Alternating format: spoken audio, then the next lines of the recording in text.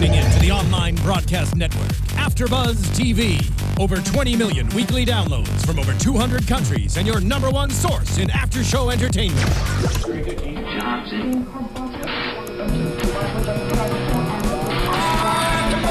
AFTERBUZZ TV, the destination for TV superfans. Producing aftershows for over 300 of your favorite TV shows. Interviewing celebrities and showrunners. And bringing you behind-the-scenes exclusives. All thanks to E! Entertainment's Maria Menounos, producer Kevin Undergaro, and internet leader Akamai. Now, let the buzz begin! That's right, guys. Welcome That to was a Outlander. weird transition. No, well, the song just kind of threw me off a little bit. But you know what? Bagpipes are bagpipes, and they're amazing. I feel at home here with this, you know? I love Welcome it. to Outlander. Yeah. Episode 1. Try that again. We're back to 1. You guys, I miss Keetin. I'm so sorry. I miss her so much. I can't even think straight. It's season 1, episode 4. Yes. The Gathering. There I it wanted is. you to wait for it. Wait for it. The And who build-up. am I? I'm Roya Taheri, and I apologize ahead of time. I'm just going to do that. In advance. Yes. Sorry. And I'm Kendra Sommer. Hey guys, Ryan Hooks here. And before we get into this amazing episode, I want to give out a few shout-outs. We have Yes. a bunch of people commenting Thank on you. YouTube, on iTunes, giving us 5 stars. We love it. Thank you so much. And for the YouTube commenters, I want to shout out to Krista Thomas, Super October 71, Nicola Carter, and Rebecca Jackson. You mentioned that we missed some juicy parts about Lear and how Leary, sorry, and how we missed the kissing part. We didn't really talk about it. You caught us. We did. Kendra and I were both talking about that. We were. We didn't. We both wanted to talk about it, and then we just got kind of skipped over because we kept going. Well, there's so much material to cover that we really appreciate all your feedback. And, you know, if we missed something, please don't be afraid to let us know. I appreciate everyone who told everyone else on the panel about how much they're missing out by not watching Somewhere in Time. That's what I Yes. really like. You know what you're missing out, Ryan? Not reading the book.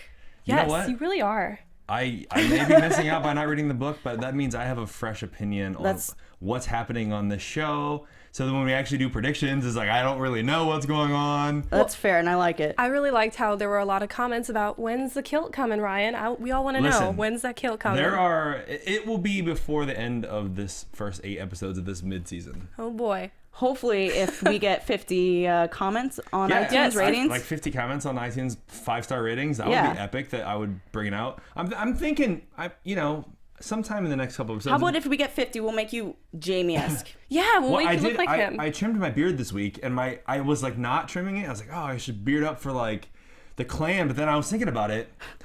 Jamie isn't bearded up, and everyone loves him, and he's dreamy. So I was like, I'm gonna trim the beard down a little bit. Neither is Colum, so now And you now could look like Colum is Colum. clean I shaven. mean, Like I'm not going that baby faced, but I'll trim it down. And the kilt is coming, but not yet. Well, one more shout out for YouTube commenter Lee Victoria. She said last week, Ryan and I had a little bit of tension. It's because I love you. I know you do. And I love you too, Ryan. Let's just make that very clear. Yes, high it's a five. lot of love. Yes. We go way back, guys. Black sails everywhere. We like to give it to each other. And we can't forget the 5 stars on iTunes that we get from Dakota927, Aunt Goggy, Super Inducer, who suggested that we talk about the book at the end. And I'm going to take the suggestion. We're all taking it, and we're going to do it at the end, right before predictions. We're going to compare tonight's episode with the book and what we thought about. Well, when you suggest stuff, we make stuff happen. Like, look at the bagpipes. Yeah, you know? exactly. The kilt will come.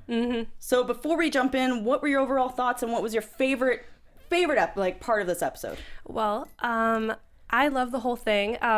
My favorite part was how I feel like the show is always so giving to their fans. And this week they put the author in as the cameo. And I love how they put Diana Gabaldon and Ron Moore actually in the scenes. I didn't see Ron Moore, though. He's hidden. He's an extra with a collar in the main scene. When she's walking. The one with the collar that's mixed in with all the other guys. Right before they with go up the collars. stairs, Yes. and then we meet Diana Gabaldon. He's like down at the bottom in that room that they walk through. See, I was even paying attention for him. I was like, I'm looking for him. Hiding. Someone take a freeze frame of that and send it to me, please. I'd be like, that's where There it he is. is. That'd be great. I had 2 favorite parts, well, maybe 3 favorite parts this week. It's really hard to pick.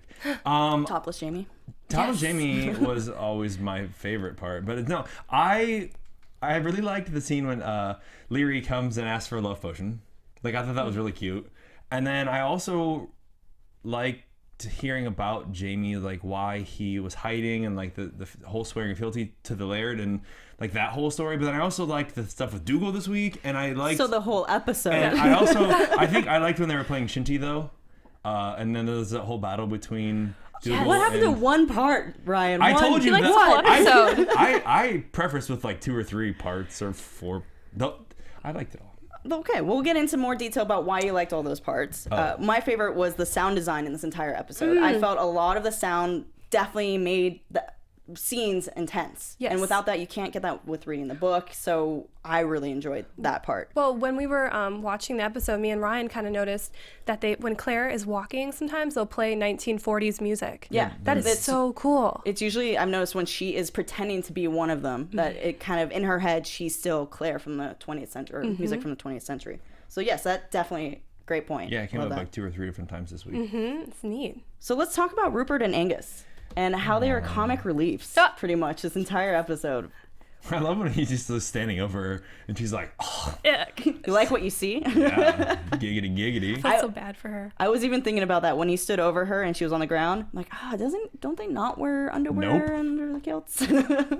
She's gonna get a lot underneath there, it seems. Yeah. More than she bargained for. Shut your mouth. But what I like about them is that they have a brotherly relationship with the two. Like getting the girl, for example. They both were kind of competing over it, but in the end, Angus gives Rupert the girl, or at least that's what's led to believe, because you see the girl making out with Yeah, you see Rupert. them when they're sitting. Yeah, out in the chair, kitchen. yeah. Get And- some pie. Yeah. And then when they're about to go say their oath, Angus runs ahead of the line front of the line. to be Angus there. It was cute. I love their little relationship, and they're the shadows following Claire, so we see them a lot. I feel like there's gonna continue to grow like a whole sibling relationship between the two of them and Claire, like when they're all around each other, because obviously they're kind of brotherly and they pick on each other, and I think that Claire is gonna start getting in on that. You even saw it a little bit this week when she gave him the tea and it was like, yeah, have some of my, it's port, it's really good, even though she was drugging him and it was for a totally ulterior motive. There was that buddy aspect of it, and that was the reason she was doing it, and that's why he fell into it. Because he's like, oh, come on, just stay until I find somebody to go home with, and then we can leave. Yeah, and even when Angus and Rupert were complaining about how they were tired of watching Claire because they want to go to the festivities, even that little banter with each other. But the festivities were missing it. Well, their whole relationship is changing. Even when they're playing with the kids in the opening, they're saying, come on, like, let's go. And Whining to her. yes. Yeah. It's a sister or a mom. Like, Instead come of on, being let's bossy. go home. It's great. I don't want to play anymore. You know who's very kind of abrupt and you just don't expect her? Galis. Yes. She was... Speaking of abrupt changes. Yes, Right? thank you. You're welcome. She was just chilling in Claire's surgery in the room. She's creepy. Like, some episodes I've really liked her, and other episodes she kind of gives me like goosebumps. Like, she just kind of pops up and says creepy things. I like it. Even to Claire, she startles her because Yes. the 20th century music that she was listening changes. It's gone. Stops. When she sees her standing and going through her stuff. Was she going through her stuff? I think she was. She was being nosy and like looking to see what she had, because she was talking about all the different things that were in the room. Well, she's kind of like the nosy neighbor that's just like, walks in, doors unlocked. Hey, what's up? I'm here. Yeah, she even accuses Claire of cheating on her husband. Who does that? He's dead then? It's not cheating if your husband's dead. He's not alive, so he's dead then. Yeah. Well, Yeah. So he's dead. I was like, Ryan, what are you asking me? Never mind. Like, that's what she said in the scene. Yes, Well- which is a great line because she says that's a test for Claire to be telling the truth or not. did she know that she was going to be using that potion for something bad? Because she's like, normally I boil mine. And then she kind of looked funny about the sleeping potion. It sounded like she was trying to help Claire She was hinting at How like to- what you could use it for. to make someone pass out. Yeah. I mean, I'm sure she knows, because I feel like she's really one of the smartest characters that we have continuously met, and that she kind of knows what's going on with Claire, like not wanting to be there, regardless. And that's why she's trying to get Claire to open up. But she's like giving her information about things that are helpful to her in this time. So it's like, talking about getting married, even though he's not the most attractive husband, it's giving her freedom to do whatever she wants. Yeah. And she even makes really kind of sketchy lines that she says to Claire. Like, have you ever found yourself on a path you've never expected? Do you know what's going on? She's not what she seems. Exactly. And then she even says promise is a serious thing in this country. as if it's a threat to Claire to not leave. Because I feel like it's a personal reason of why she wants Claire to stay. I feel like there's more to her, and I'm sure she's gonna evolve as the season progresses. But I feel like there's some weird similarities between her and Claire. There's something that we don't know. Maybe she went through the stones? That's what I'm thinking. And she's experienced it? I don't know. Something like that. It's weird. Did you, so also unrelated but sort of related, that comment on our YouTube about the fact that Claire possibly wrote that song from last week? That was a good and then I started thinking about it, and I was like, think about it. If she was the one that wrote the song, means she traveled back in time, but then found a way to get back to time, but then traveled back in time before the time, and then like traveled back again, and then it was like leaving a message for herself back in time in the future. I know. My comment ended on YouTube with mind blown. Yeah, that's exactly what I did after I read that. I feel like there's a whole paradox of time travel that could potentially be happening. And I mean, if Claire did it, why can't someone else? That's insane. That's a good point. I don't even know. How would that it goes back to the question of if she changes history, how would we know if she changed history? Only she would know.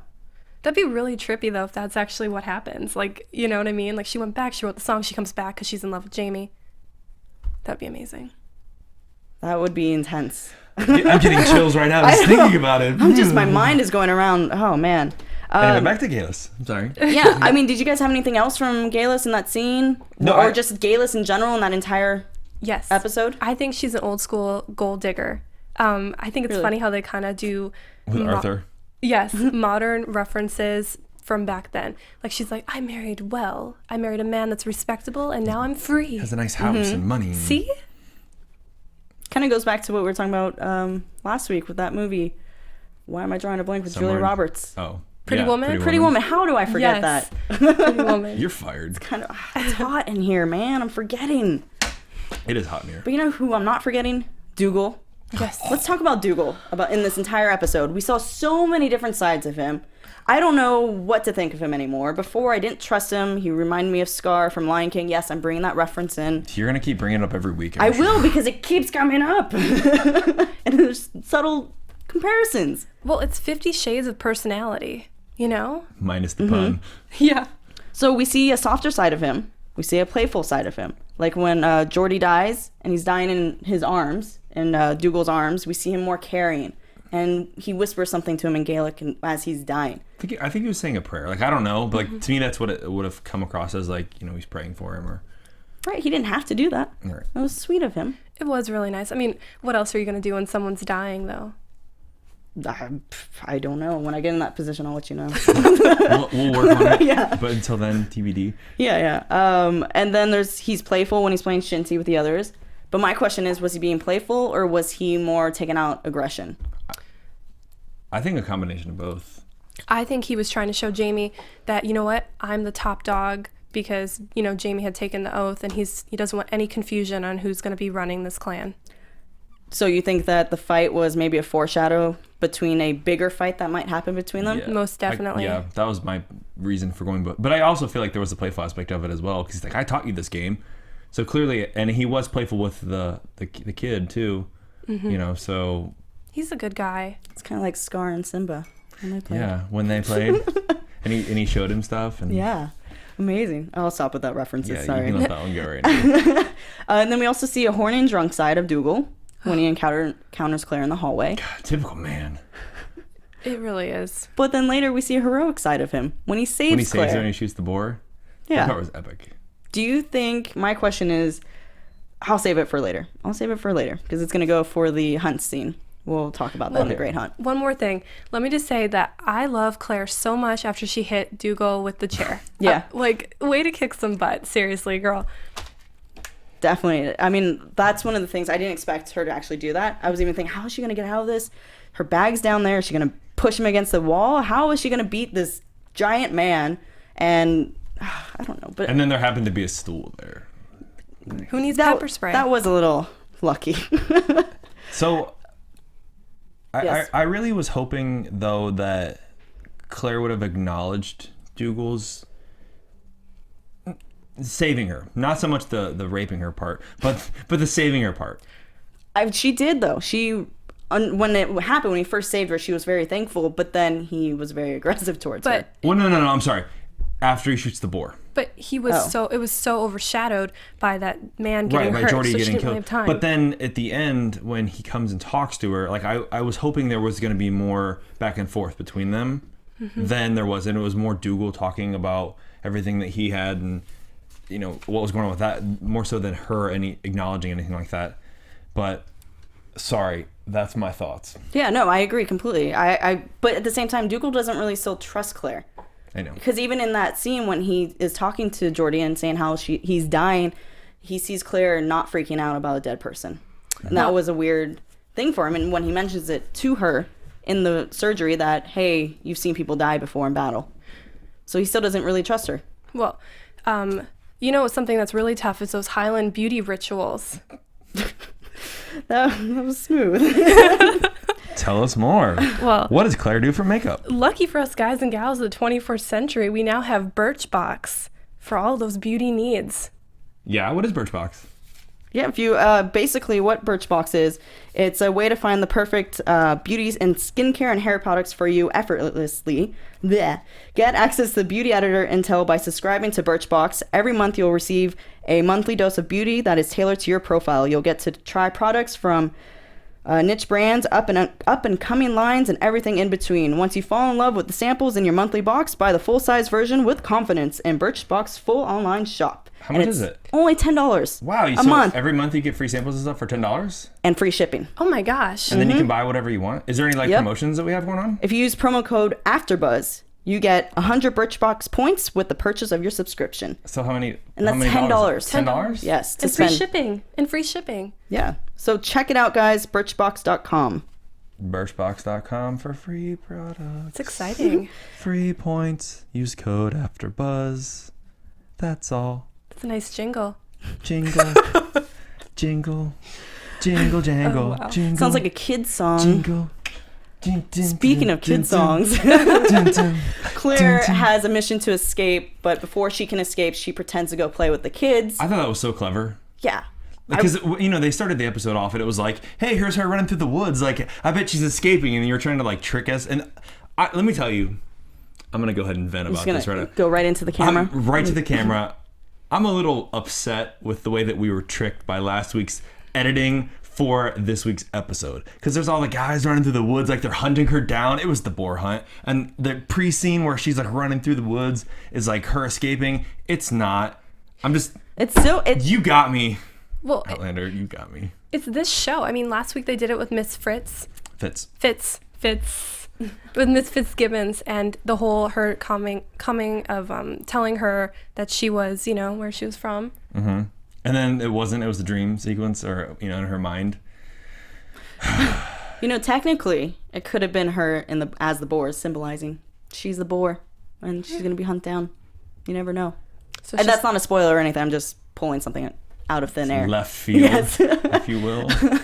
But what I liked about her running in the forest, though, it's in the opening montage of Outlander, and all those clips you see. We've been seeing little bits and pieces of them for the actual episode, and I love that, because you think in the opening montage that it's going to be, something chaotic's going to happen with her, but it's just her running through. Playing with the kids. Yes. I also noticed something you said last week with the picture. Yes. You were so right, girl. At the end of the Outlander title, it has a completely different shot, and it has to relate to the current episode. This week it had the pin and with the script on it from the McKinsey clan. Not gonna lie, I was really excited. I thought maybe there'd be a sex scene in this episode. Yes. I was really hoping, because there was clothing and there was candles. That was my hope. God, I'm sorry. Seriously, you three... Dougal must have given me something to drink. Need to calm down. Over all three of you. Keetin included. Just need to It took 30 minutes to see a shirtless Jamie. 30 minutes, yeah, guys. It was weak, this episode. It wasn't, where it normally is, the shirtlessness. I mean, it was shirtless, which I can't complain, but 30 minutes. Come on, Starz. A little quicker next time, please. Get your act together, guys. Or show in the preview, okay? A little longer. All right, anyway, back to the opening scene of Claire running through the woods. Yes. I thought that was a really cool and clever both tie in with the episode, and also for her to think about that as, I don't know where I'm going, I don't know how to get out of here. This is me scouting the forest around her for her escape. Yeah. Knowing where the guard towers are, knowing who's usually on duty when, when she was actually trying to escape and she went to the horse stable, she was talking about, okay, I need to face this way on the wall because the guard always faces this way. Like she knew which way he always looked, so she could hide in the shadows. She had 3 tasks that she had to do prior to her escape. She had to distract her shadows, Rupert and Angus, and she does that by getting Rupert... Booze and ladies. Yes. Done. Easy to do. Easy enough. man thing. And then get transportation. So she needed the horse, which is Brimstone. We have a character name. And we get to see more of Alec during this whole thing, which I was saying last week. We hear about Alec, but we don't see him. And finally we get more of him, which I loved. And then she needs to gather food rations so without people noticing. Those are her 3 main tasks to be able to escape. And she kind of does it. Well, I love how she goes about getting the knife. She grabs the basket and then she kind of like walks around and then she tries to grab the knife on the counter. Like she's so smart. And then she puts it down when Miss Fitz comes around her. Yeah. But right before she tries to leave, she was trying to secretly run away after being at the oath. She runs into Lake. Keetin. This is why Keetin leads, because she's really good at. No, not Leary. She's already talked to Leary. She runs into Lake the village hoe. Leary. Oh, Leary? Oh, damn. I did it wrong. Anyway, she runs into her, and this kind of goes back to the whole Wizard of Oz reference. Yeah, and she goes, tap your heels 3 times and say there's no place, or what you say, no, there's no thing like true love, or something like that. I have it written down somewhere. Something with love. Yeah, but she goes, tap your heels. I like the little references to Wizard of Oz. And then she gives horse dung. Yeah. For Jamie to drink. That's kind of cool because Wizard of Oz would have just came out when she was back in the 40s, right? Or when did that come out? In the 30s, right? Or is it Wizard of Oz? Am I way off? I think you're around there, yeah. So that's neat that she's using that reference, because that's something in her time. I love that. Yeah. Did you guys have anything else between their... Because you said that was one of your favorite scenes. I like the fact that like she went to Claire, because obviously there's this tension between Claire and Jamie that we know about. And then we also know that... And then we didn't talk about it last week. So when Claire sees them kissing and then like kind of is giving Jamie a hard time in the cafeteria, essentially, when they're eating in the dining hall. And so like there's all that playful back and forthness that we're seeing about Jamie and Claire developing a relationship. But at the same time... Leary thinks like she's developing a relationship with Jamie, and she like wants, other than physical things, she wants him to fall in love with her, and like has been lusting after him. Because even she talked about it last week. Remember I was 7 and you were like, I saw you in the hall, and and like that's her. She's like, she looks like she's 12, but she's got this like childness about her. And so if you were Jamie, would you tap that? Yeah. But you wouldn't give your heart, just like Jamie? Right. Well, I think that this... You're like, I don't know who's watching this. I mean, yeah. I mean, if it's... It's a fictional character. It's okay. She's dead. Because you're not alive in that same time frame. Dead like Claire's husband. I should probably clarify that. Dead like Claire's husband? Or yes. Like dead like what? Like Claire's husband. Listen, you're not answering the question, are you? I'm just saying, I'm not blaming Jamie for just doing what he's got to do. That's all I'm saying. Well, that's fair. I just think that points out that not everything is what it seems. Like she thinks that they have a relationship. They don't. You know what I mean? It's just physical, but there's nothing. He really loves her. But at least he gets to see Jamie without the shirt. That's true. We do. Right before we get to see that. Leary does. Oh. Or does she? Maybe. Well, he wouldn't want to show her the scars, so probably not. Oh, touche. Good point. Touche. So they maybe haven't done anything at all other than kiss. It's true. As they did last episode. So Claire's running through the halls like James Bond, being secretive and all that jazz, until she runs into the drunk men. It actually reminded me of Sherlock Holmes. Really? When he's like 37 steps down the hall, avoid the kitchen, turn right, left punch, left upper. That scene when he's like fighting that guy in his mind, and then he like redoes the fight. That's a good point. I never caught on to that in that way. That's awesome. It's like she pre-planned all these steps in her head, and then she's like acting them, but she's talking to herself as she's acting them. Mm-hmm. I'm surprised that scene wasn't more graphic, just because I agree. I know how this book is, and they're all about shock value with scenes like this, and it was very safe. I was scared for her, though, honestly. In that scene, I think it captured that essence of being scared. Well, she's got 4 men pinning her against the wall. That's a lot of men to be... Well, that could have gone really bad. Then thank goodness for Dougal to save her. But he saves her, and then he puts her in the same position, like the same situation, Yeah, but he stops himself. No, and plus, she smacks 1 him. is better than 4, but... She stops him. Yeah. Do you think if she wouldn't have slapped him, do you think he would have, like, raped her? Well, he's... Yep. I agree. I think he would have too. But he pulled away first, and then she slapped him. No, I think she hit him and then slapped him. Like, I feel like she kneed him or kicked him or pushed him or something that was him backing off because she did something, not that he stopped. Didn't she kick him in the balls? Possibly. Because that's what she did to the first guy. Like, as I was watching, that's what I thought. I wrote down, would he rape her? And my thought is yes. I think he would have, if she wouldn't have stood up for herself, he would have done something to her. That's true. And we did see his dark side, so it could have definitely have happened. But then Claire finally... The many shades of Dougal? Yes, right? If you will. I just have to say one thing on this Dougal character. It's so funny because Graham McTavish, the guy who plays Dougal, is such a nice guy. I follow him on Twitter, and he's always posting these really nice pictures of the cast, and he's always like saying all these nice things. So funny to see him play this kind of character. Villain. And I was talking when I was watching the episode. I feel like he's got this look about him, like with the bald head and the beard, and it's like there's just something scary about him. Like he's intimidating looking in the way that he looks. It's, you know what? If I wear a kilt, I won't look intimidating. I'll tell you that much. I think you would look intimidating. Are you gonna cheese grade yours? I don't even know what that means. They said that they cheese grade all the kilts on the show to make them look worn. Oh no, I'm not. I'm borrowing it from a friend, so definitely not. Okay.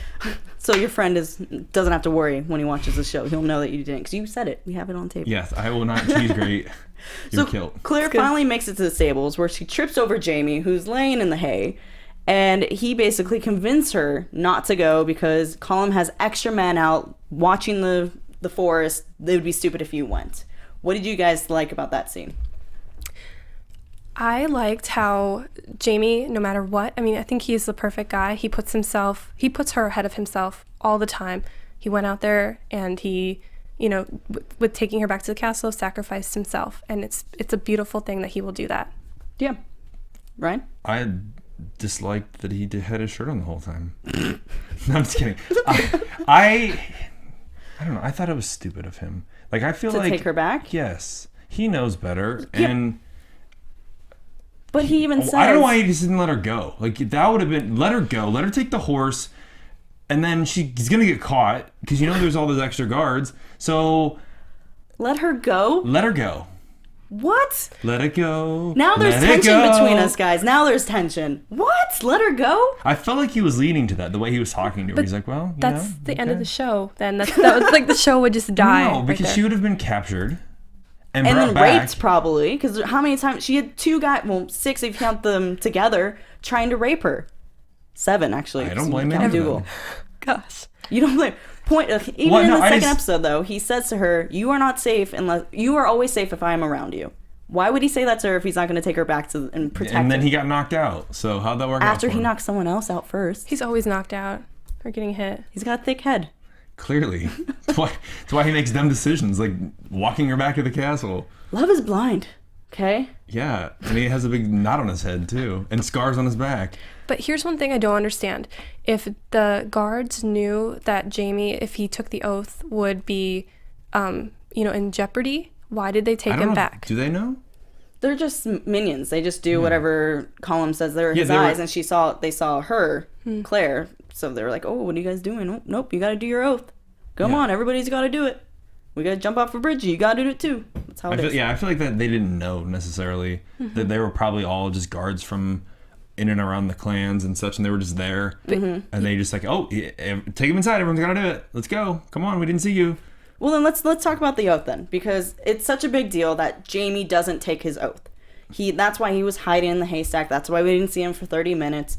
It's because if he takes it, it causes a huge rift between him, Colm, and Dougal. Mainly Dougal, because then it would make Jamie first in line to be the lair, the king, the everything. And that's not... The head cheese Yes, grater. exactly. And that's what Dougal wants to do. So Dougal's basically waiting for Colm to die. Right. Does this sound familiar to somebody? It does. Anybody? What movie does that remind you of, kind of? Thank you. Thank you. So, thank you, Ryan. I'm so glad you can do that. You're welcome. Pretty special. And this whole scene where Jamie goes up to take the oath, when he was saying those lines of "I cannot oath you" or whatever. Yeah, he doesn't swear an oath because he's already sworn an oath to his name because he is he's a nephew, but he has a different father. Well, you knew it was going to be bad when he wouldn't put the pendant on. you know, they handed him the pendant, and he said, "I cannot wear this." Which was Lucio non uro?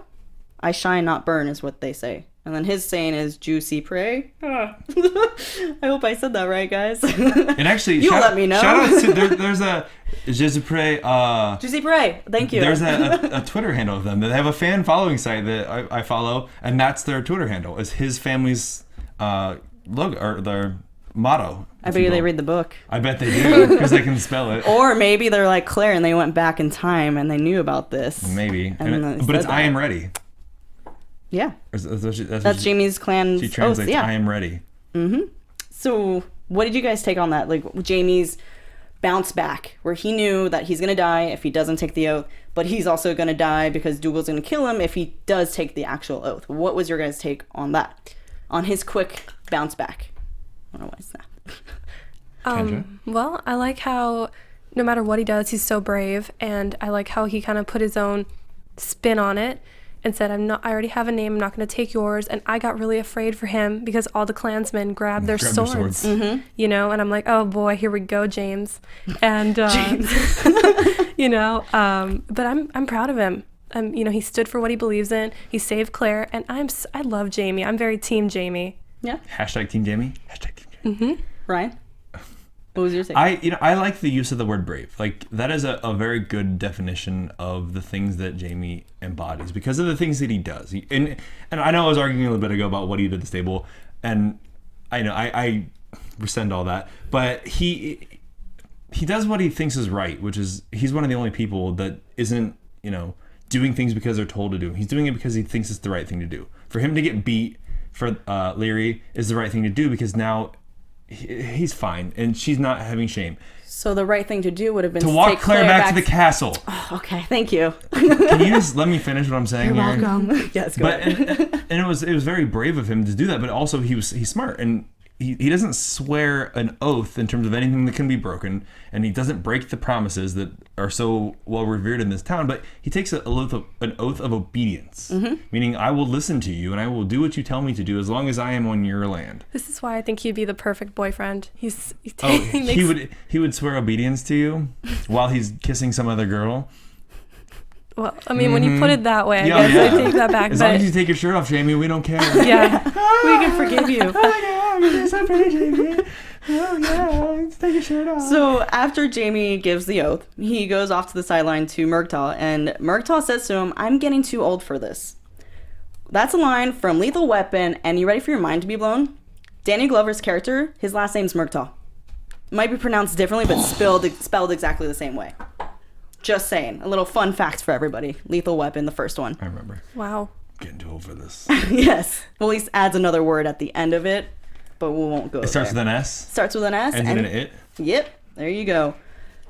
So before we move on from the oath to the hunt, we, like you mentioned earlier, that the author was in this scene.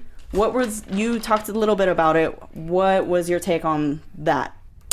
Well, I think she's really a person of character because she said in a quote, she said, well, they basically just had me stand there and told me what direction to face. And I thought that was pretty funny, you know?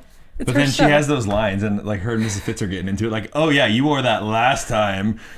Jazzing on each other a little bit. Yeah, like it was very Hitchcock-like, you know? It's their world, they created it, and they get to be in it for a little bit. Even though Hitchcock didn't really have lines, she got to have lines in it, and it was cute. It reminds me of Stan Lee, like that's what I thought about. Really? Stan Lee always cameos in like stupid roles in all the movies. It's like, oh, here there's Stan Lee playing chess, or hey, there's Stan Lee as a security guard. Like, oh, I'm gonna get fired for this. Well, I hope they continue to do it because I want to kind of play Where's Waldo with Ron Moore. Like, where are you? Well, now we got to keep an eye out for it. You never know. They might appear. There might be other cameos too. Like that happens all the time in shows. Like people just show up. So the costume design in The Oath, everyone getting dressed in for it, was amazing. And I thought Colin looked amazing. I know he just said amazing, but amazing is the only word that can describe how amazing he looked. How amazing was he? Amazing. I was so thrown off though with the clean shaven thing. Like I was like, wait, he had a beard last week, right? Like what? Okay. Well, did they have hair dye back then? Because It was a wig. Was it a wig? Was it a wig? Because it was gray one week, and then he's like whipping out this like darker do, and I'm like, Most likely a wig because even Gaelus's husband wears a wig too. Yeah. At least I hope that's a wig, 'Cause he's because a that was a magistrate, really bad You know. line that I noticed during Yeah. the episode last week. But I'm pretty sure. Yeah, because sure he's it like was a wig. magistrate or someone of position, and they would have worn wigs. They've been wearing wigs for hundreds of years. At this So point. let's move on to the hunt, the great hunt, the last main part of this whole episode, where Claire goes back into her battle nurse mode, and we hear the 20th century music again. Claire calls the Klansmen barbaric, and her tone's completely different at the start of it, but at the end, she finally understands, which I believe we all understand why they do this hunt and what happens and how dangerous it really is. They're not just boars. Boars They're are mean. wild. I saw her. Boars are mean. Yeah. Like wild boars are dangerous. Like people that hunt them carry like multiple guns in case they run out of ammo shooting it while it's attacking you. And my question for you guys, do you think if Dougal didn't save her, he could have saved Geordie? Or do you think that scream was really Geordie the entire time while she ran out and was looking for him? No, I think that the scream was Geordie. I think he got bored. She was chasing after him to find out where he was because she heard the gunshots, and then the boar comes around, and then I think Dougal was also looking for him, and that's why he was just in the Just area. happened. I love how you said bored. He got bored. I think that's so funny. I've never heard that before. He got bored So he died. He was so bored. He died from bored. after he was bored. Well, talking about Georgie, how amazing were those special effects? With his, the makeup and stuff on Oh my gosh. Yeah, great job on the leg makeup and the stomach wound. It was amazing. Well, it's cool. I like that she explained it also, like as you know, because I watch a lot of war movies and I've seen a lot of injuries in my life, and then she's talking about the femoral artery not squirting because basically if it's ruptured, it squirts because it's one of the most powerful veins in your body, and it would have been just gushing blood. And then I like too that after she ties it off, he basically unties it slowly so that he will bleed out, and that's gonna make him die faster instead of him suffering. So do you like the voiceover then? Of her, yeah, talking about the thing like 'Cause that's he's not gonna make it. Yeah, I did. I like that because it was so. I mean, because especially the people that are watching this show, not all of them probably have extensive experience with battlefield injuries. And things that will kill you and things that won't kill you. Because the first guy's leg got all cut up really bad and was bleeding really bad, but because it was on his calf, you won't die from that. You're not gonna bleed out from that. But on your artery in the inside of your thigh, you will. Like if that artery gets cut, then you're dead. Well, this is just another example of how the show tries to bring her back to her modern times. It makes her relatable, and it says, She's a war nurse. she's, same Battlefields. girl. Yeah, and then I like that the reason that she reacted was gunshots. That was cool because not all of them had guns. A lot of them were using spears and swords and such. The fact that the gunshots is what she heard is what brought her back. That would have been very prevalent to her from the 40s and during the war. Hearing gunshots, hearing screams, and running to that area to save someone. That whole scene, I felt like we were brought back to her time frame when she was that nurse, and then all of a sudden with the boar, she's like, wait a minute. I was just waiting for somebody to yell medic. Medic, yeah. Medic! That's what she wanted. She wanted them to yell so she could run to them. Anything else from this hunting scene that stood out? I mean, we already talked about Dougal and Geordie, but... I like how Claire showed so much compassion when he was dying. Like, she just knew what to say and how to really make him feel ease his comfortable. Cool. As he slowly bled out. Now, at the very end, we see Dougal in her surgeries, and he's basically telling her, you're going to come with us. We got to go collect taxes. You're going to be coming. And then it leads us into the next week's episode predictions, but we're not going to do predictions just yet. Listen, you didn't even talk about the Shinty. Shinty, we did. I want to talk about it more. It was cool. Okay, we'll talk really quickly about it. That's all. We're running out of time. Okay. No, I'm just saying it was cool. I just like Shinty. I have a Shinty fact. Okay, hit us. So Ron Moore, I like to watch interviews with him, and he said that they actually brought in real Shinty players for this week. It's a very popular Highland game, but it's Yeah. really localized to that. And how it differs from hockey is you can actually put the ball in the air because they're bouncing the ball on the stick. Yeah. That's something that's different than like What field about, hockey. okay, I was going It's to say, like what about field hockey? Yeah, but like field hockey and hockey, you have to have the ball or puck on the ground. But in this game, you can actually use your stick and hit it and travel. And there are no segregational rules about gender who play. There you go. Yeah. Is it kind of like rugby? There was a rugby aspect of it because there's a lot of physicalities. And there are As we saw in this episode. there are limited rules, yes. Yeah. But, and that's important. Again, we talked about before, but this is like almost like they're having a measuring contest, if you will, to establish dominance. And although Jamie didn't swear, that doesn't mean he couldn't do it later, And when he puts Dougal down at the end, I'm just saying, Yeah. I liked it. Go on. Okay. We're short on time, guys. I'm sorry. We'll continue this discussion on YouTube afterwards for sure because we love talking Tell us to you more guys. about Shinty and kilts. Yes, and real quick, we've been saying how we're going to keep the book comparisons to the end. So we're going to do a quick little book comparison, and we're going to play some of those bagpipe music while we're doing it, So and then we'll go into the if you want to predictions. turn the volume down and not hear anything about the book, now's the time. Then they'd miss the bagpipes.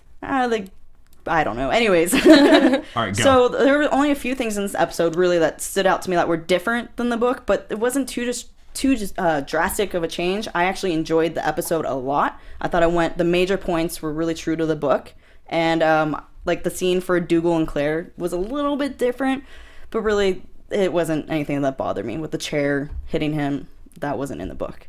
What about you? What did you think? It seemed like the scene with Claire and Dougal was more graphic in the book, and it seemed more pertinent and heightened in the novel. Mm-hmm. And I was kind of shocked that they didn't play it up more in the show. Yeah, and I gotta say that with the book, without the show, you wouldn't be able to feel the intense with the music, with the sound effects. Like, that really adds to the scene.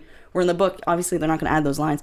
And then there was sudden music playing. Like, there's just too many lines. Yeah, music. Exactly. So that's what I really like about having the book be turned into a show. So you get more features with it. It heightens your senses. Exactly. Right, because 360. There are more senses involved, right? Yeah. They're staying so true to the book that it's very impressive for a show to do this, to stay so true. Yeah, and then when they do add things, it's to make it more of a backstory of something that they put in. Like the Shinty. Yes, the Shinty wasn't in the book, which I thought was great to see that Dougal and Dougal taught Jamie how to play Shinty. And that's like a catch-22 of doing a show off of a book that has, especially something with such a big fan base and following, because you have to limit the amount of play you have with what you're doing, because people are going to be upset. People that are watching the show know the book and they know what's supposed to happen or what they want and supposed to happen, and when it doesn't happen, they get mad about it. Mm-hmm. And what show has done it off a book that they put the author actually in the series for a little episode or two? Have you watched any shows that are based off a book where they had the author in it? Anything done by Marvel starring Stan Lee. Okay, I mean, like, you're talking about Game of Thrones, these kind of what? No, I'm just talking about books and like True Blood, has never been in all that that kind of things. Maybe. See what I mean? Like, it's very slim, and that's what I really like about this show is that it's very, and they're like you working said, with true. the author. Mm-hmm. Yes, exactly. They really respect her. Exactly, guys. Dead on. Mm-hmm. Boom. So let's get into some predictions and talk about next week's episode. Ryan, since you have not... Wait, I need my music. Sorry, guys. No bagpipes, I guess, this week. It's all good. Feel free to play bagpipes anytime in the next 10 minutes. I'm definitely okay with bagpipes. That's just me. Okay, so I definitely think that we are not going to get anywhere near the town that she's trying to get to, Craig Nadoon, or Inverness at all in the next episode. I feel like... There. Wait. Are those... There they are. Okay. I was like, spaceships? Let me just talk about some Inverness then. All right, so go ahead. I'm sorry. Craig Nadoon and Inverness are not going to show up in the next week's episode, but I do think that I should talk like this more often. Yeah, right. I'm like thrown off. I've got the bagpipes and feeling it. All right, I feel like Jamie's going to find a way to show up. Jamie's going to show... Yeah. He's on the trip. Is he on... Okay, they don't know if he's on the trip or not. Well, we see a preview that he's in the preview. I didn't see the preview. Oh, yeah. Sorry, I was trying to get in here. So Sorry, I didn't get to see the preview. So Jamie's gonna be there. Never mind, that ruins that prediction. Well, that's a great prediction. But I also Right feel like I feel like Claire is gonna be tested right away by Dougal in some aspect. Okay. What do you think? Well, I think there's going to be some great battle with the British and the Scottish, or Dougal, and company. That's the testing. Yes. And then I think that the relationship between Jamie and Claire is just going to blossom like a flower? big old rose, and something is going to happen. Like a shirtless rose? Yeah, a shirtless rose? Yes, a lot more shirtlessness. No thorns. Maybe just one prick. Because I keep referring to how Claire might change history in some way. I want to see that. I want to see if maybe we see a story that Frank tells her in the past, like a flashback of, oh, well, there was this woman that did something in this time frame. And then after she's already done a history-changing thing, that she realizes, I was that woman. Like, I think that'd be really cool if they did that. That'd be great. That would be cool. I want that. I want that, guys. But then we're getting back to that weird overlapping of time travel. I know. Like, when was she in what period of time, and how many times has she done this? But that might lead us to an answer. I'm hoping. I'm just saying. We can only hope. We have several more episodes to go, so we'll find out soon. Yes, and next week Keetin will be back, so be sure to follow her on Twitter at Keetin Marchi. That's it, on Twitter. KeetinMarchi. Good job, Ryan. Ryan, where can they find you there? Hey, you can find me at RyanHooks92 on Instagram, Snapchat, Twitter. I'm actually really close to having 11 Twitter followers, and I was like, that'd be so cool, but then it hasn't happened yet. So follow me on Twitter, RyanHooks92. Cool. You can follow me at Kendra Sommer, which is KendraSommer, no S on the end. Also, No you. It's an O. It's a funky name. It's French. And also, you can follow me on Facebook. I'm on the Instagram and YouTube. Awesome. Super. And you guys can find me on Twitter and Instagram at HeyRoya. That's HeyRoya. And thank you guys for being patient with me. I appreciate it. Keetin will be back to take the throne. And I guess that was a look forward to talking Dougal. to you more on Twitter and YouTube. Yeah, leave us comments, feedbacks, 5s. 5 stars. Let's do this, guys. Until next week. Bye. Later. From executive producers Maria Menounos, Kevin Undergaro, Phil Svitek, and the entire AfterBuzz TV staff, we would like to thank you for listening to the AfterBuzz TV network. To watch or listen to other after shows and post comments or questions, be sure to visit AfterBuzzTV.com. I'm Sir Richard Wentworth, and this has been a presentation of AfterBuzz TV. Buzz you later. The views expressed herein are those of the hosts only and do not necessarily reflect the views of AfterBuzz TV or its owners or principals.